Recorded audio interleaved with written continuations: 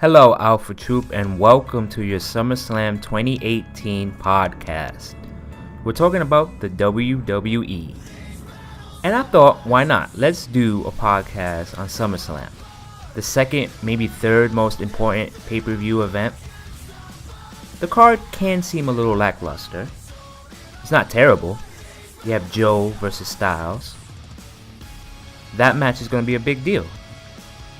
Easily the best in-ring performances will be done by these two men. But then, you have recycled matches, at least from a casual fan's perspective. Ziggler, Rollins, Nakamura, Hardy. They're in feuds that are important though. Championship feuds. You can't simply just not have them on the card. So it's up to the WWE creative team to change the narrative, spice it up a bit. You have Ambrose coming back on Monday Night Raw, but let's say a heel turn? Maybe he turns on Rollins? That adds a little dynamic that we didn't, see coming. Orton is a wild card in this whole Nakamura Hardy feud. Not sure what they're gonna do with Randy Orton though. We'll get more on that a little bit in this podcast. The tag team match for SmackDown. Okay, you got the Bludgeon Brothers versus the New Day. It's expected though. Like SmackDown and tag team wrestling is a little bit on the decline. What I feel this card is missing, to be completely honest, is like a pay-per-view touch, something special. I mean, you have The Miz and Daniel Bryan. That's intense just based on, like, that rivalry has been 2 years in the making.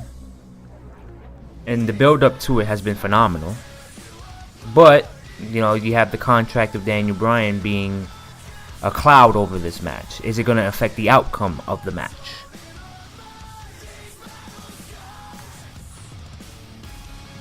I haven't even touched on Lesnar versus Reigns. I mean, that's his own thing. But then you got like other matches like Corbin Balor. Nothing really special there. And speaking of special, let's go back to Lesnar Reigns. I can't believe it's just a regular old match. Like, no big deal. Put them at least in a last man standing match. That way they can just fight. Ziggler Rollins, again, it's just another regular match. It's a step back from the Iron Man match we saw at Extreme Rules. But again, if Ambrose screws Rollins, that's a direction that we can appreciate. We don't care about the Cruiserweight division, I'm going to be honest. It's building itself back up. Definitely pre-show match material, if you ask me. But then you have the actual pre-show, and then rumors come about that Rusev wants to quit the WWE. It's not cool.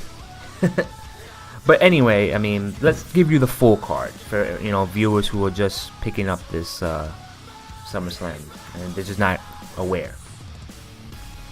We have Brock Lesnar versus Roman Reigns. Alexa Bliss versus Ronda Rousey. AJ Styles, Samoa Joe. Carmella, Becky Lynch versus Charlotte Flair. Braun Strowman versus Kevin Owens. Dolph Ziggler versus Seth Rollins. Shinsuke Nakamura versus Jeff Hardy. The Miz versus Daniel Bryan. The New Day versus the Bludgeon Brothers. Constable Baron Corbin versus Finn Balor. Cedric Alexander versus Drew Gulak. And then Rusev and Lana versus Cien Almas and Zelina Vega. So let's start with what's supposed to be our projected main event. It could change, right? Hopefully. But Lesnar Reigns is what people expect to be our main event. And people ask, why is this card lackluster? You're having this match again. Yes. I mean, look, WWE can try its hardest to push this match as a 5-star classic. But it's not. These two guys, they don't have like magic in the ring. It's not a rivalry people are clamoring for. Fans are not buying Reigns as the uncrowned champ due to that botch call. They're not buying the fact that Reigns is always against all odds. He gets booed. Sure, Lesnar shows up, collects a paycheck, and does whatever the hell he wants. But that turn on Heyman felt a little forced, if you ask me.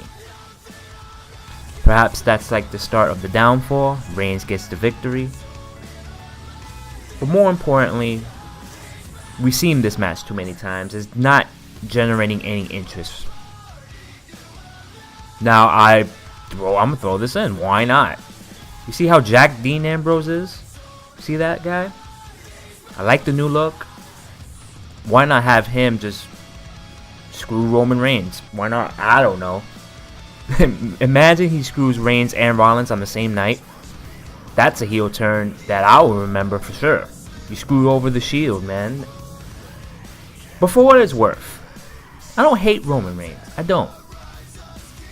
I think him winning the title and then followed by maybe him building up to be like a heel can help, because Monday Night Raw seems to be lacking in the heel department.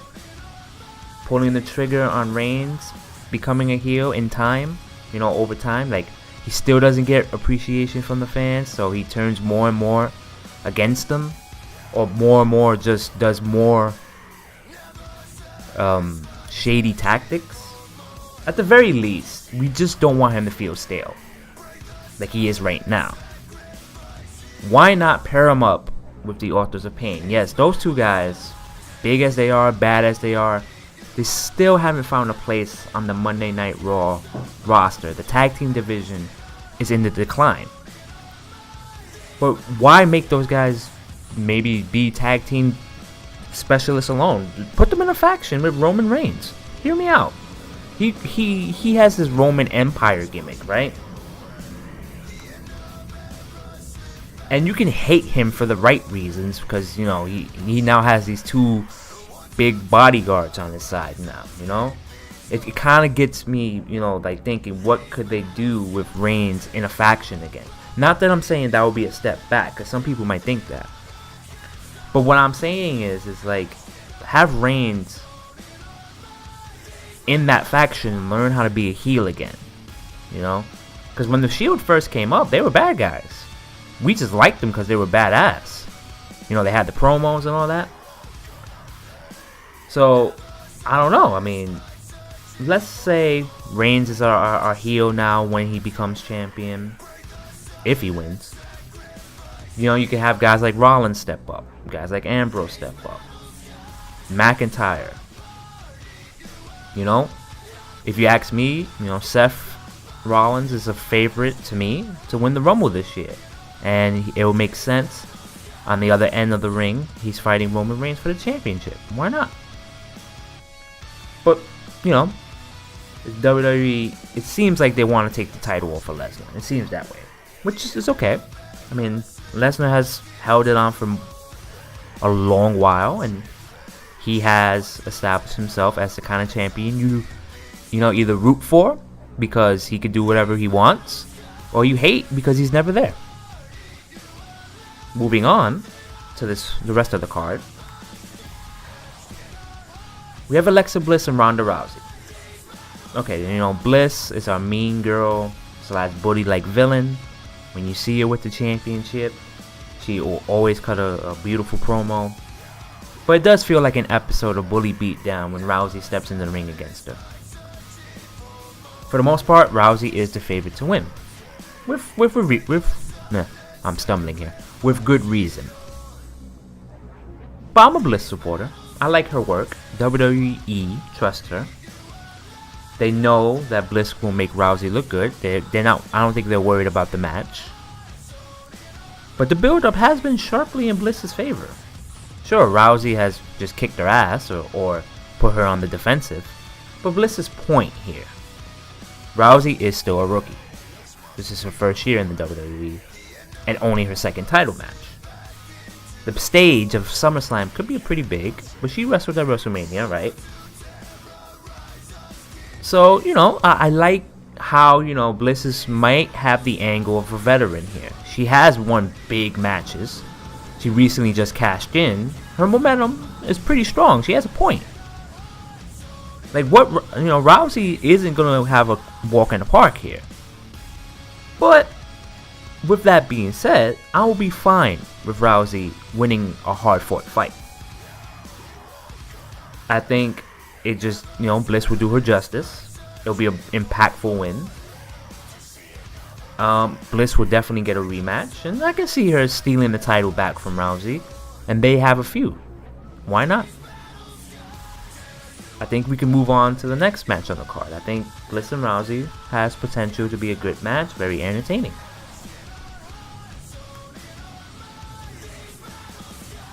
So let's go to the Styles versus Joe. My opinion, if you just take out the build-up, because it's been a little generic, whatever. We're not in there for the build-up in this one, per se. This is two phenomenal wrestlers. This is the best in-ring matchup we can ask for. On wrestling quality alone, these two are superstar performers that could put on a 5-star match any day of the week. Joe is a top-notch heel. You got AJ Styles, who runs the place. The house that AJ Styles built better have good insurance, because Joe is coming in like a hurricane here. This could be a long-lasting feud that carries SmackDown main events for at least 2 months, 3 months, 4. I can even say that long. I would say 2 to 4 months. And I can't wait for the result of the first match. Joe winning gives SmackDown some added spice, a legit heel to carry the title. After you take it away from like the best face that WWE has to offer. But either way you look at it, either result, with Styles winning or Joe winning, this match, unlike Lesnar and Reigns, doesn't feel like a drag. It doesn't feel like we've seen this before. Because it's the first time this is happening in a pay-per-view event, Joe versus Styles. We know the prior history these two has had in other companies. So we know what to expect. I think it's best for business for Joe and Styles to be in a feud. And I think either result will make fans happy. It's not like in Lesnar Reigns where, oh man, if Reigns wins, there's a threat that, New York will tear the house down, literally burn it down. So, you look at it from this perspective, it's like Styles and Joe is a match fans want to see. They don't care about the result either way. I mean, you're gonna have fans, who want one or the other to win, but they can appreciate this matchup. So let's move on. We've got a good flow going. Man, SummerSlam being like the second most influential pay-per-view, because it's like it's in the summer, right, little before Monday Night Football. You want matches that people are gonna remember. And I'm leading up to this by saying we have the women's title match for SmackDown. You got Becky Lynch, Carmella, and an added Charlotte Flair. Okay, let me get that right. Charlotte Flair gets her way in. Okay, fine. Make it a triple threat. And I want to say that's just to create tension for a future rivalry. Hear me out. I want to say Lynch is going to win this one. I really do.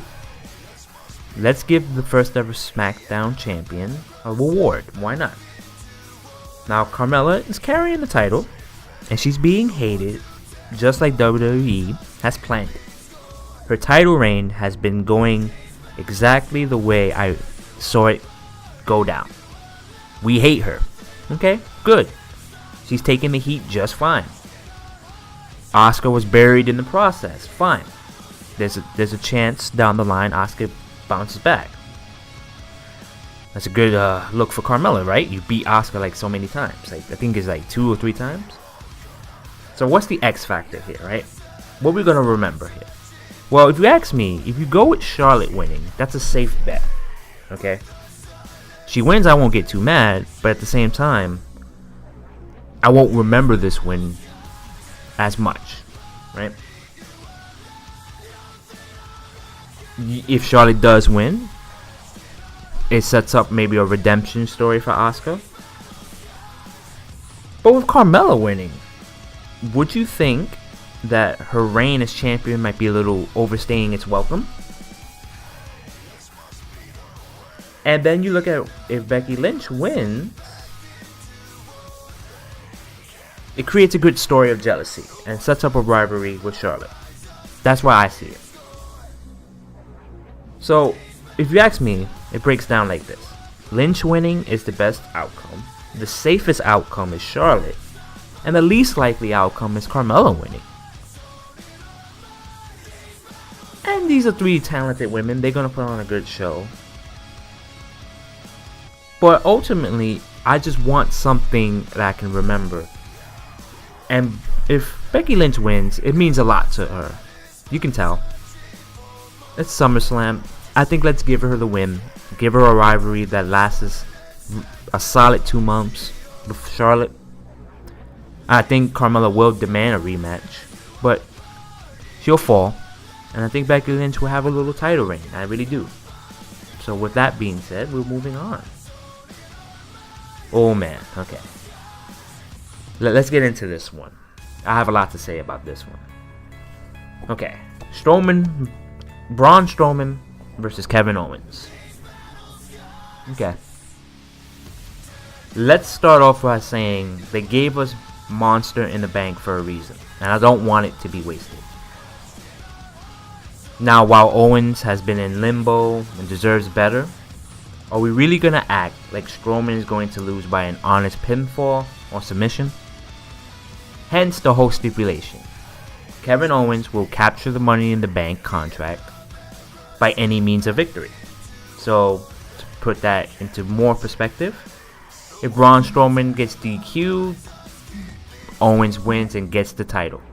Gets the contract, the briefcase. If Braun Strowman's counted out, same deal. The contract goes to Kevin Owens. So let's look at this from, just lay it out the way it is. I'm going to lay it out. Strowman and Owens both have their fan bases. They've both been, solid options to win a championship.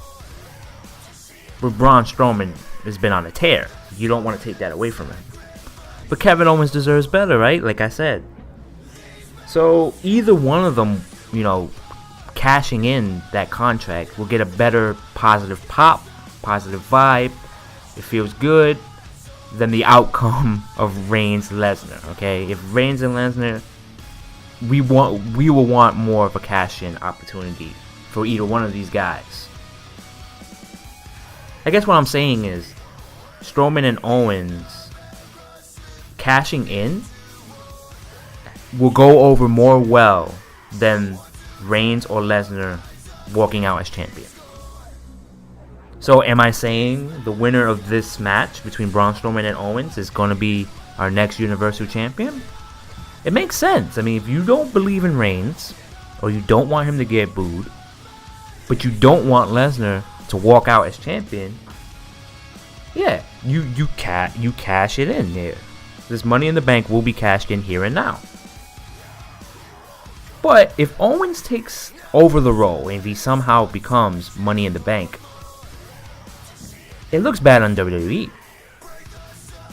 Even if Owens, he gets his cash in on Lesnar or Reigns, he'll get a pop, but the overall product and perception of WWE will suffer. So let me put it to you like this. If Strowman loses this briefcase, what does that do? It means WWE has used Money in the Bank, the match itself, as one glorified spot for Strowman to look good, but he falls out of favor when it came time to cash in. So, you hear what I'm saying here. Commit to Braun Strowman. You gave him that contract. Commit to him. Sure, you can have us in suspense, and you have a worthy opponent in Kevin Owens, who likely will get another championship down the line. But I'm saying, WWE has a good thing going with Braun Strowman. Don't ruin it by, whatever crazy WWE plot twist they want to make happen, right? This one is right in front of them.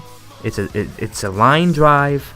It's a straight shot. Let Braun Strowman keep his money in the bank and cash in either at the pay-per-view or on Monday Night Raw. Either or.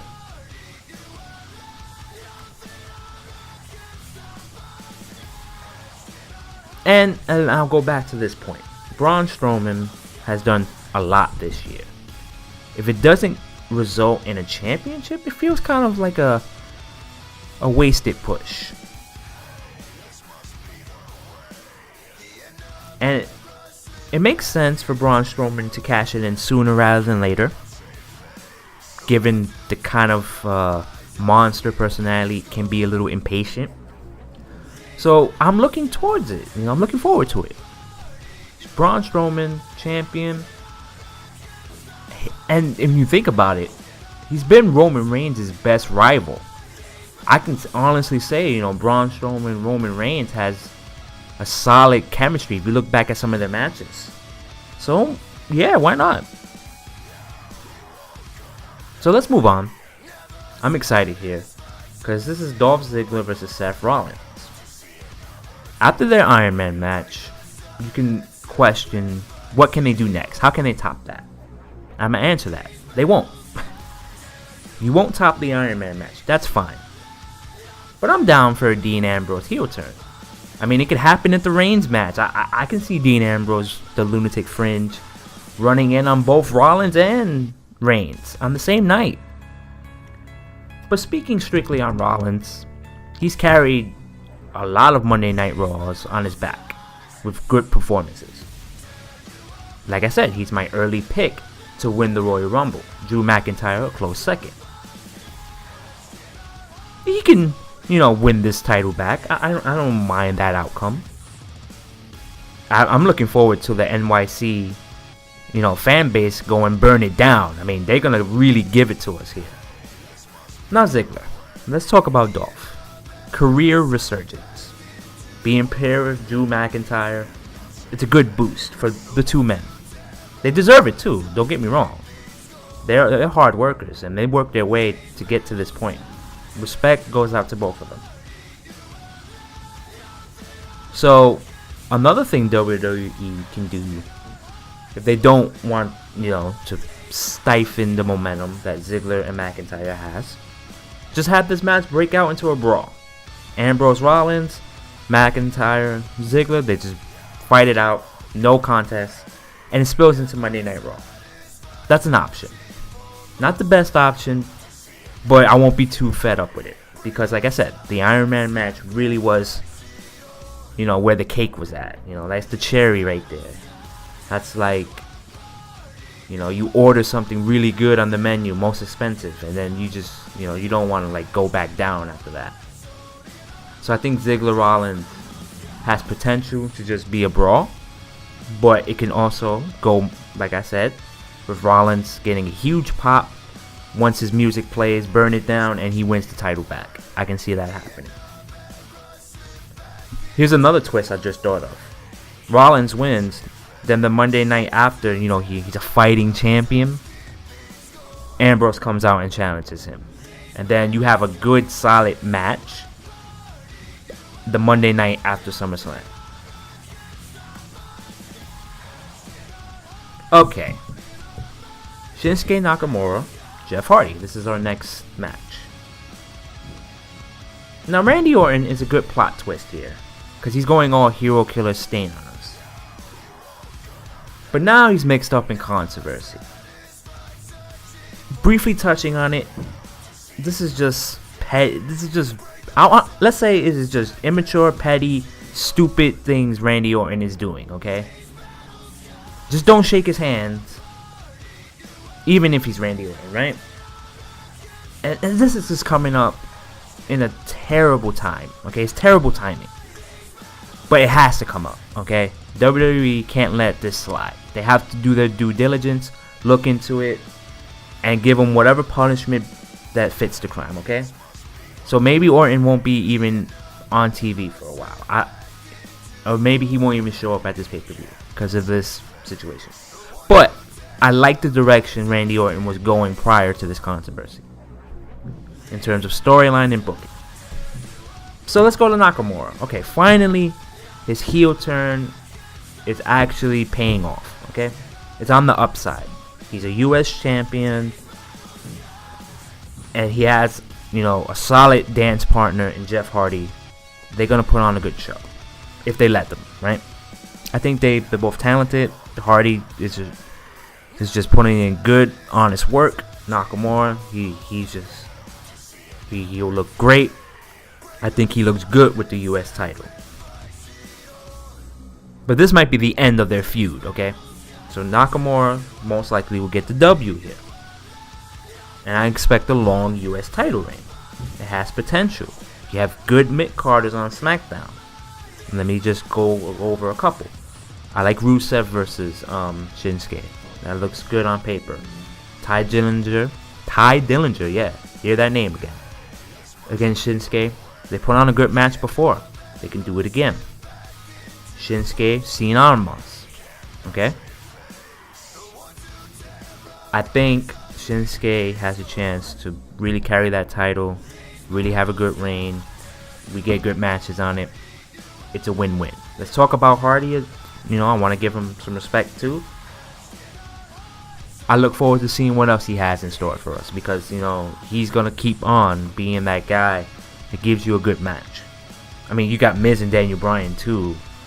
They are main eventers in my eyes, but they can also wrestle with Shinsuke and they can make that U.S. title be important. They really can. Speaking of The Miz and Daniel Bryan, they're going at it, okay? Finally, right? This is the match that if Joe and Styles is the best in-ring matchup, then we have the best build-up, out-of-ring promos between these two guys, really getting us excited for when they fight, okay? It's a shame that, maybe there's no, title on the line, but a match between two guys that just don't like each other for years, and they have the history, makes great sense, okay? The Miz has some momentum, and I can argue why he deserves a title shot. But, let's, this is Daniel Bryan here, right? This is a highlight match, man, since his return. If he wins this one, you can, push Daniel Bryan again. But either outcome, I'm going to be excited for what happens next between these two superstars. It deserves to be a long-lasting feud. You can argue this could be a WrestleMania match. Now, Daniel Bryan's contract situation is like a dark cloud over this. And it can end the feud prematurely. I hope not. I hope they fix that contract situation. Because I think Miz and Daniel Bryan deserve to continue to put on a good grudge match fight, okay, between these two guys. I can see Miz winning one, Daniel Bryan winning one, best 2 out of 3 falls. You can really get a lot out of this rivalry. I can to finish up this matchup. That talking smack promo that Miz put on, makes so much sense. The reason why he wrestles the way he does is so he can keep doing it for as long as he can. Makes even more sense now that Miz is a new father. And Daniel Bryan, he's on the comeback trail, but he's also a father. So that little, detail in this matchup, it just adds a little depth to this rivalry. Depth. Man, I don't know.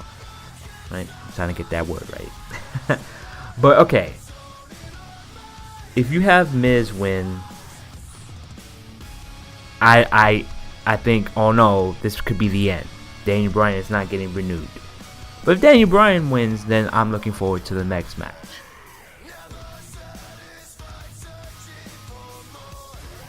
And like I said, this match has a long history, which makes it the best match with the right amount of build-up. This is the kind of match that we need to see more often.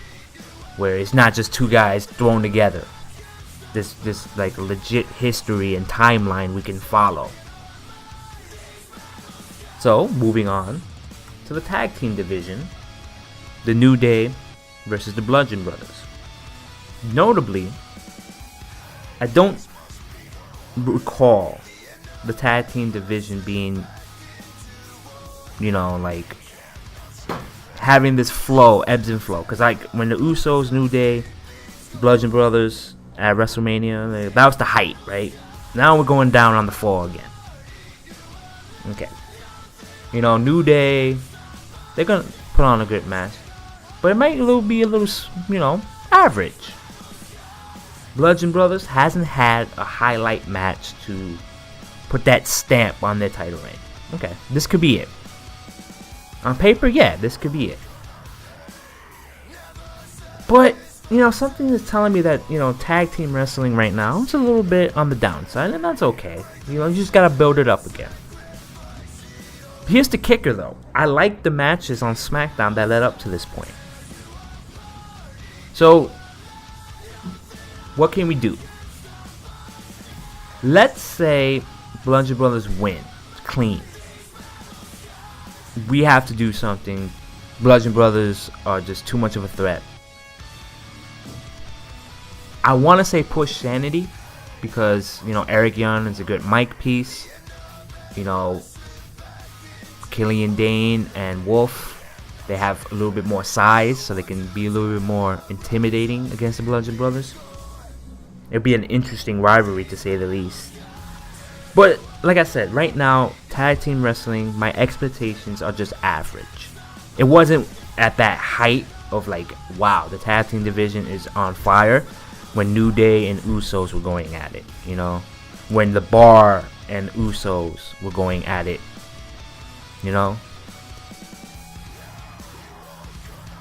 And then on that point, I want to see more of The Bar. Maybe they can get a shot. Anderson and Gallows, what happened to them? They deserve more, I think. In fact, I'll make a brief note. I thought,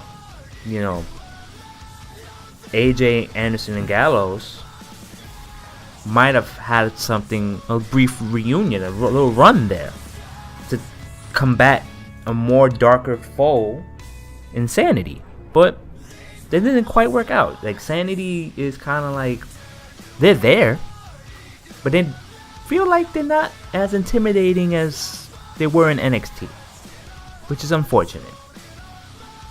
Moving on. And as you can see, guys, the matches are getting less and less important. So I just, if you can check out at this point. I'm being honest. But if you're here with me still, listening to all the match breakdowns, thank you very much, okay? I appreciate it 110%. This is Corbin versus Balor. Okay. Short and simple. I could rant about this, actually. Balor deserves to win. He is the bigger star. I think Balor should get a push, okay? He deserves at least a little bit more recognition. Okay? They put him out there, and he goes by so quickly, WWE, when they first were bringing him up, they had him win the Universal title, okay? Now I understand, if you're an injury-prone superstar, if you're, prone to injuries, WWE will hesitate a little on you. But it doesn't mean they should put you in a corner and basically, let you out into the ring in inconceivable moments, okay? In matches that are really just, go out there, do what you do, and that's it. No. Balor deserves more, a little bit more significance. Now, Balor Strowman matches were good. He almost beat Strowman. Then, Kevin Owens ruined that. So Balor is, in that title range, in a championship perspective. You don't see him going for the Intercontinental title, which I stand corrected, guys. He was in the Intercontinental title match at WrestleMania. So you see what I'm saying here? Is Balor a main eventer for the championship? Is he mid-card? WWE just doesn't seem all in on Balor. But slowly but surely they're pulling the chips out. You know, they don't see Balor as much as an investment. Now look. Corbin wins. Constable Corbin. What does that do? It establishes even more so that he's a jerk boss character. I don't see Corbin, winning a title. Balor should win a title. But I'm just saying, is it possible? Could we get the Demon back? Maybe not. I don't know if WWE will ever find the right storyline for it, or if they ever want to. And Finn Balor, to his credit, he's always gonna put on a good performance in the ring. He has fan interaction. There's no way I can see him becoming heel, unless he reunites the whole Balor Club. I mean, I'm talking about Anderson, Gallows, Styles. Even if let's say you bring up the Undisputed Era, if you bring those guys up, you can see them Balor. Oh my God, that's dangerous actually. Balor with those guys, yikes. That's something that I would like to see. So, like I said, maybe Balor needs something that just take a creative risk. But Finn Balor, all in all, if he gets the win here, just proves something to me. That he has potential. First and foremost, we all know this. But I think it proves a little bit more that WWE isn't ready to give up on him. I'm hoping he wins because I do not want to see Finn Balor go away. I want a little bit more from him. But if I see Corbin win, I'm just gonna be like, damn, Balor, man, he's on the downslide. This is it, man. This could be it. It's solidified, man. He's never gonna touch Universal title status again, and I don't want that. So moving on to something that's really quick, just a quick note. Cedric Alexander should beat Drew Gulak. The end. I think Alexander is good for the division. Brings a good energy. The end, okay? Finally, let's quickly go over the pre-show because we're wrapping it up. SummerSlam 2018 has, a solid foundation, but it's definitely could be a much better card. The foundation is there, just there's more. There should be more to it. So Rusev and Lana versus Andrade Cien Almas and Zelina Vega. Okay, this is a good matchup for pre-show. It's entertaining. Definitely Rusev and Lana, fun, great to see together. And I think Cien Almas and Zelina Vega, great. I think Cien Almas has a bright future, and he should win. Most likely Aiden English will, be the cause of Rusev and Lana's defeat, which is fine.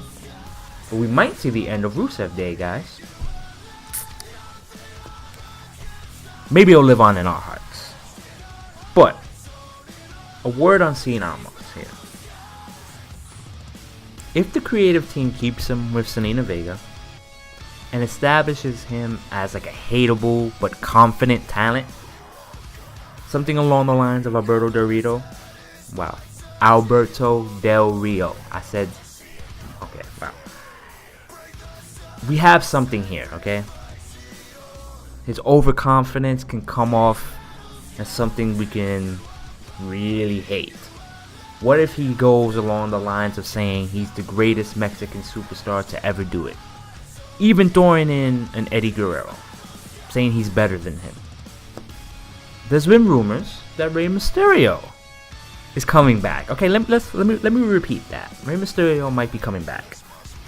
This is the perfect feud for Cien Almas and Rey Mysterio. I think there's a good bridge, good stories to tell between these two. And I'll add, Cien Almas can use this as a good way to build him up. Now, why not? This is a credible win here, a legend. If Cien Almas is going to be a champion, most likely Money in the Bank is the way to go. I'm excited. This is a very, very, very talented guy. And let's speak a little bit more to the depth that WWE has. Okay, their roster is stacked. And I think SummerSlam 2018 is showing who's in there. They have pretty much everyone you could want on the card. Problem is, they're in matches that don't feel like they're important enough. Okay? I mean, like I said, this card could be better. It's a little lackluster because, you have a main event that isn't really gonna go over well. I mean, I'm sorry, that's the best way I can put it. Reigns, Lesnar, it's not gonna go over well. I want it to be just a straight up fight, but cash in aside, either outcome is kind of like, okay, Lesnar wins, he goes away again, and we have the same problem. Kurt Angle is gonna say Lesnar's still the worst Universal Champion of all time. But then you have, if Reigns wins, fan reaction, right? Are they gonna really boo him out the arena every time?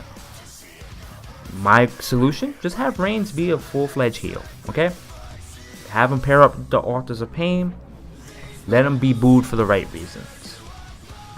But a cash-in of that briefcase is most likely either at the end of SummerSlam or the Monday night after. Braun Strowman should be the one to do it. But all in all, SummerSlam 2018, if I can grade my expectations coming in, B-. A B- going in. It's a passing grade. Solid. But not something that is worthy of saying, hey, this is our number 2 pay-per-view aside from WrestleMania. Not quite there for me.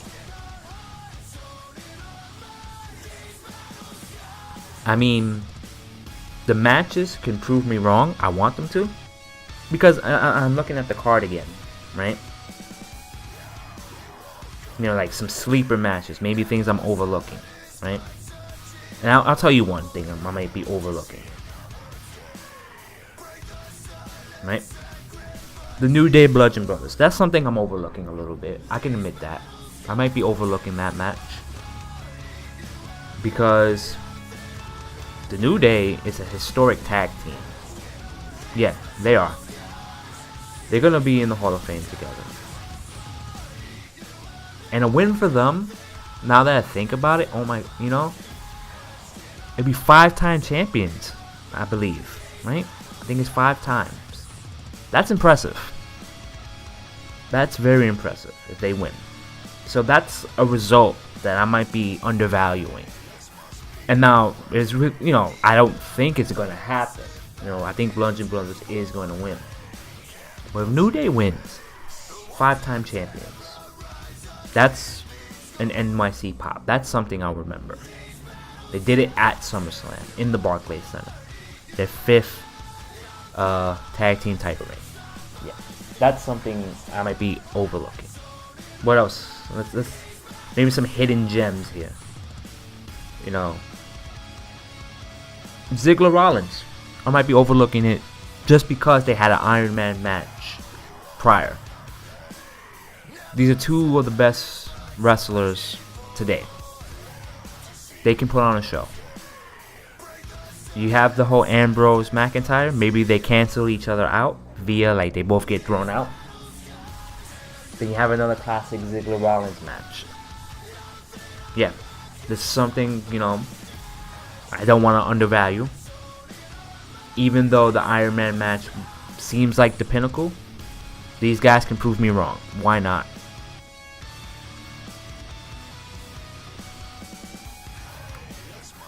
So I'm reaching the conclusion of this podcast, guys, and I just want to say thank you if you watched it, the full way. I think go watch SummerSlam 2018 if you're a fan of WWE. If you're not a fan of WWE and, maybe you just like, I left wrestling a long time ago, why should I come back? I'll tell you a reason why to come back for this pay-per-view. I'll tell you a good reason. Because WWE has potential right now to really, really, really, really take over, Monday nights. And here's why. I think football is becoming a little vulnerable. I really do. A pay-per-view like this, if it goes over really well, and it can, even though I'm calling it lackluster, can make you look forward to Monday nights. And remember, football's not back yet. So this is kind of like, I just tuned into the WWE Network. It was free, because I'm a new subscriber, right? Imagine that scenario, a new subscriber. And boom, this man, like, there's some crazy matches here, Braun Strowman, this big guy, cashes in a briefcase and wins a championship. It won't be like the old school days, okay? But I will say this much. WWE should try to be more entertaining than the NFL right now. Because the NFL has this whole rules thing. They're on the decline. The sport itself. So, I'm just saying, to wrap this up, SummerSlam needs to do something. It needs to be a pay-per-view that makes me look forward to Monday Night Raw the next night. Not just for fans like myself who are diehard, but for the casual audience. Those guys who are first-time subscribers, they should want to watch Monday Night Raw the next night. And with that being said, Alpha Troupe, thank you for listening. This has been your SummerSlam 2018 podcast. I'll check you guys out later.